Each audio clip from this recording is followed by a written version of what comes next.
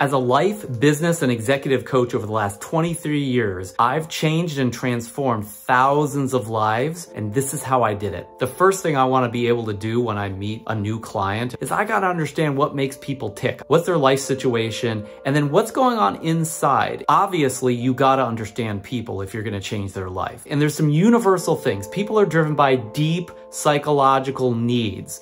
Things like certainty, they want to have control, they need love, they need to feel like they're a part of something or a part of a family. Significance, a sense of pride or ego, all these things are universal drives that people have, and I need to understand what those are because those things run that human being. And there's these internal forces, other than needs, there's things like beliefs and a sense of identity of who we believe we are, the way we represent reality and evaluate things. We have rules and values, all sorts of different technical aspects of what's going on underneath the hood of a human being that I got to understand. There's also external forces like peer group and culture and a job and a family situation. I want to know what their relationships are like, who they look up to, what kind of pressures are they under financially, career-wise, physically. What is the culture around them and what are the belief systems of that? Because that's going to have an impact on that client. Then my next piece that I've got to do in order to change lives is diagnose them. What I mean by that is not like a doctor would diagnose, but I have to understand, first of all, what do they want? What would be really valuable or important to them that they even came to me for?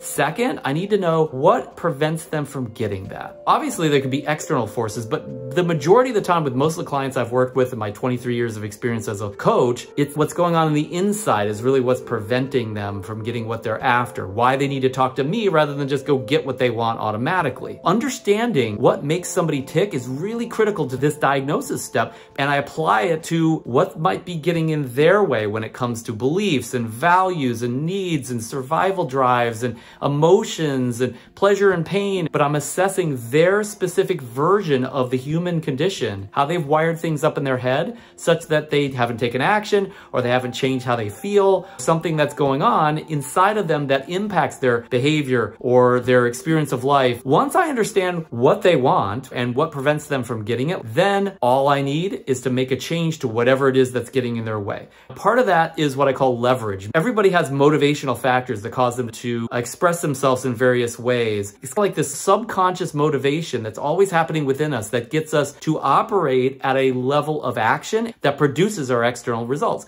So I want to make sure I understand what is the leverage and the motivation pattern inside my client, and then help them to change that so that they're playing full out, so that they're actually operating at the highest level of quality possible in their relationship or their job or whatever it is that they're trying to change. In addition to that, I want to help give them some insights. Every human being, when they're wanting something that they can't seem to get, where they're stuck, but it is still possible for them to get it, like something on the inside is getting in their way, there's some things that I can help them to see that they don't see. They have a blind spot. I'm constantly searching using my understanding of everything we just talked about to help find out what is their blind spot. What is it that I can see that they can't? What is it that they might be able to find out and see within our dialogue and our conversation? Part of my goal is to have them very clear about that blind spot, because once it's visible to them, then it doesn't stop them the same way. When something is invisible to you, it can get in your way. When you see it, you can go around it, you can go over it, you can find solutions, you can deal with it. Does that make sense? The things that I need to do in order to help them change whatever is getting in their way include motivation and leverage, insights, and then helping to uncover blind spots that they then see. Once they have that awareness, they've got enough motivation and leverage,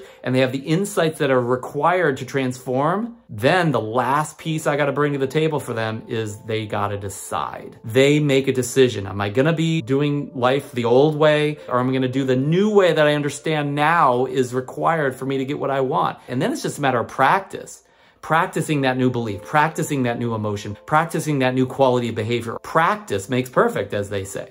And I'll literally do that with them, holding their hands during the coaching session itself. Hey, let's practice that now so that you can go live your life in a different way because you've already rehearsed it. What you rehearse is what you get. So those are the 4 or 5 things that I have done for over 2 decades to change thousands of lives with my one-on-one and group coaching clients. I know what makes people tick. I understand how to diagnose them, and I successfully diagnose what they want, what's preventing them from getting it. We get leverage and create insights and help dispel blind spots when whatever limitations they're facing, and then I support and facilitate the conversation around where they make a decision, and then we practice the new behavior, the new insight, the new belief, the new emotion to the point where it's natural for them, and then their life is not only changed for the better and transformed, but it's changed permanently forever, so they never go back to the old disempowering way. Really, people want to have power. People want to feel better, not worse. It's that they don't know how. They don't have the answer. They don't have the insight. They don't necessarily have the leverage. And when I support and work with them on those elements, then they shift and they never go back. If some of these insights helped you and made a difference for your coaching and what you're up to with your clients, hit a like. That really helps the